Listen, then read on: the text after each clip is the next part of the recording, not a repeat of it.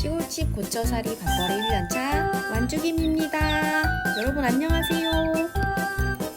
저는 인테리어 초보 병아리입니다. 멤버들 밥도 챙기고 직접 리모델링 일도 하고요. 자재를 산출하고 견적을 받거나 비용이 관련된 지출 관리도 합니다. 오늘도 좀 바쁘게 달려봐야 되는데요. 오늘 작업은 시골집 외벽 화강암 타일 붙이기 작업인데요. 타일 붙이기 전에 타일 소유량 산출하는 방법 한번 알고 넘어갈게요. 먼저 내가 구매한 타일이 한 박스에 몇 회배를 시공할 수 있는지를 알아보고 시공할 전체 면적을 먼저 구해봅니다. 시공할 전체 가로와 세로를 곱하면 총 면적이 나오는데요. 이 중에서 타일을 붙이지 않을 자리의 면적도 또 따로 구해줍니다. 처음에 계산했던 총 면적에서 타일을 붙이지 않을 자리의 면적을 빼면 총 시공 면적이 나오는데요.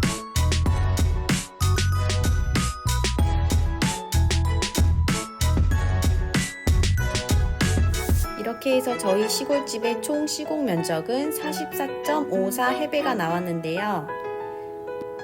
배송될 때 혹시 파손이 될 수도 있고 내가 작업하다가 파손이 될 수도 있기 때문에 여유분 포함해서 넉넉하게 주문하시는 게 좋습니다. 그리고 외벽 타일 접착제로는 마페이사의 맥시 S1이라는 제품을 사용했습니다. 본격적으로 타일 본드를 믹싱 해주는데요. 물을 한꺼번에 많이 붓지 마시고 조금씩 부어가면서 잘 섞어줍니다.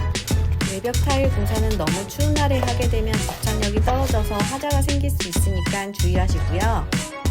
반죽을 전부 다 섞고 어느 정도 걸쭉해졌으면 마지막에 물을 살짝 뿌려줍니다.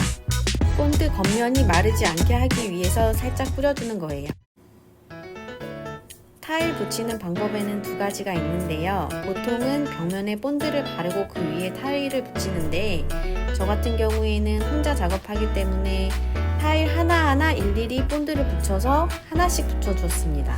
타일 본드가 벽면에 남아있게 되면 다음에 타일을 붙이려고 할 때 그게 굳어서 작업하기가 정말 힘들어요.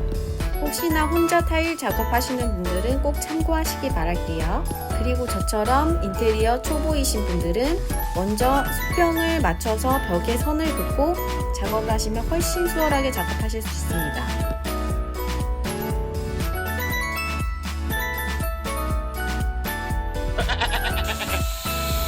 타일 커팅하는 방법인데요. 그라인더로 하셔도 되고 타일 커팅기가 따로 있어요. 그걸 쓰셔도 되는데 그라인더는 사용하기 위험하니까 꼭 주의해서 사용하세요.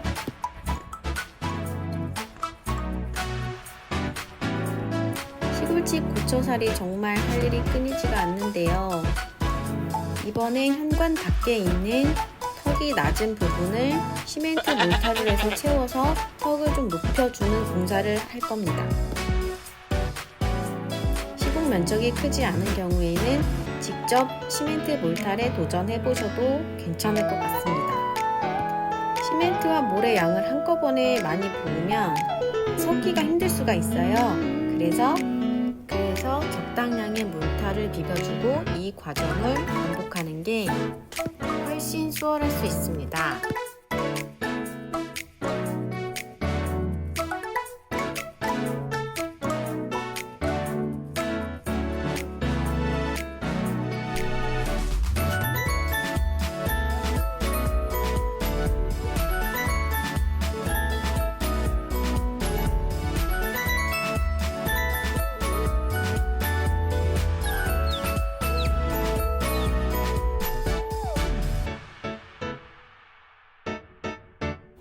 드디어 시멘트 몰탈 작업도 끝이 보이는데요. 이걸로 끝이면 얼마나 좋을까요?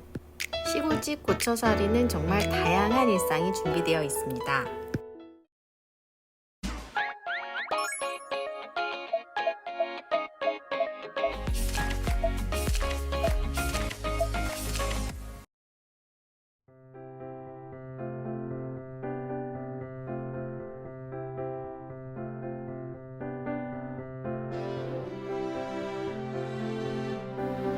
오늘 영상은 시골집 고쳐살이의 다양한 일상을 보여드리고 싶어서 아무튼 시골 컨셉으로 한번 꾸며봤습니다.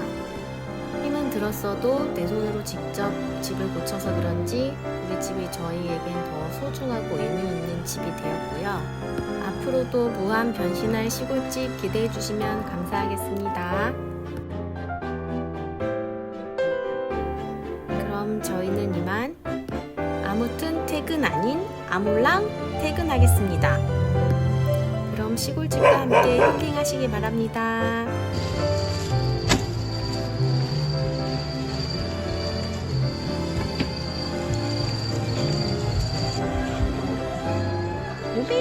요미 좀 보게.